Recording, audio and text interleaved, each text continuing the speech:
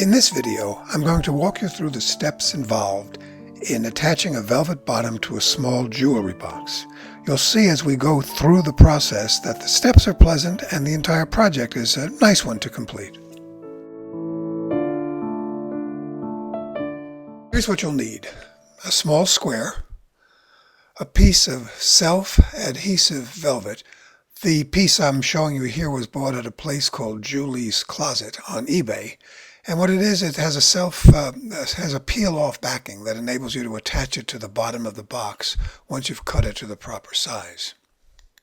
The next thing you'll need is a rotary cutter. This is available in most craft shops. It's an all-purpose cutter with this particular one is a Fisker's model.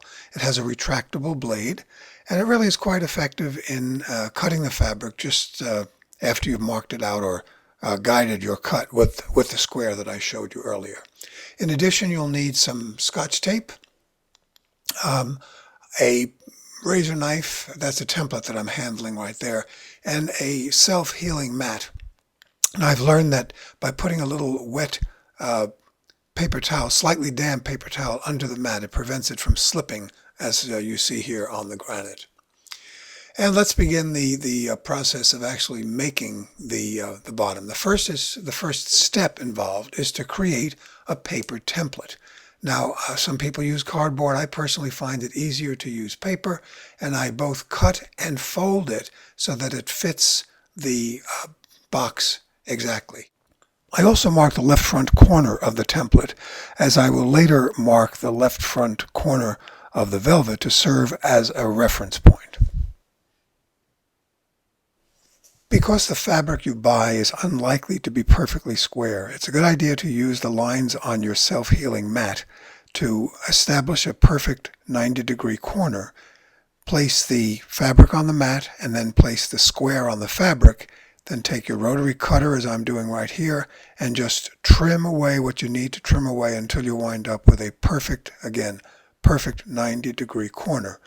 Following the creation of the corner, what I will do is mark that area, which will be the left front of the bottom, and so that I have that same reference point that I have created for the template. And you see me doing that right here. I'm putting just a little piece of Scotch tape on what will be the left front corner of my velvet. Here you see me completing the cutting of the velvet. I've made my long cut using the square. And now, if you watch carefully, you'll see how I set up this square just on top of the template. I take my rotary cutter here, or will momentarily, and I make that final cut right there. Now that gives me my properly cut bottom. You'll see as I hold it up that I've got that piece of Scotch tape marking the left front corner, as I said I would. And in a moment, I'll be test fitting the bottom just to make certain that it is what I want it to be. Now, as it turns out, it's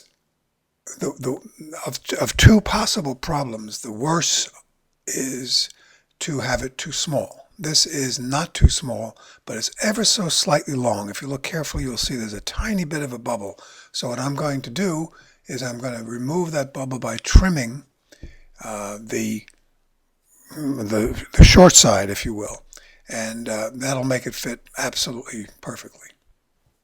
The final step in the process is to attach the velvet to the bottom of the box.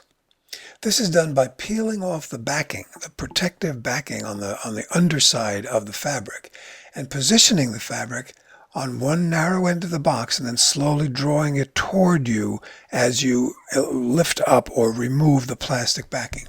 The tricky part here is just that once the adhesive is exposed and the fabric is pressed down to the bottom of the box, there's no moving it anymore. So it's a bit like contact cement in that sense. So what you have to do is carefully remove. What I'm doing here is removing about an inch of the plastic backing. If you look carefully on your screen, you can see I'm pulling it away. I have about an inch of plastic backing taken off the underside of the fabric. Now I'll position the fabric on one narrow end after being certain that my left front corner matches up. I'll position the fabric on one end and then slowly remove the plastic backing and simultaneously press down the fabric as I work from one end of the box to the other. The trick here, of course, is you want to be certain, or the necessity here is that you want to be certain the fabric is running absolutely true, that it covers the entire bottom and doesn't waver from one side to the other or run short or long, okay? So I'm slowly peeling the backing off while pressing the fabric onto the bottom of the box. It's a little bit of a tedious process, but it's not all that difficult. Just, you'll learn after you do it a couple of times if you've never done it before.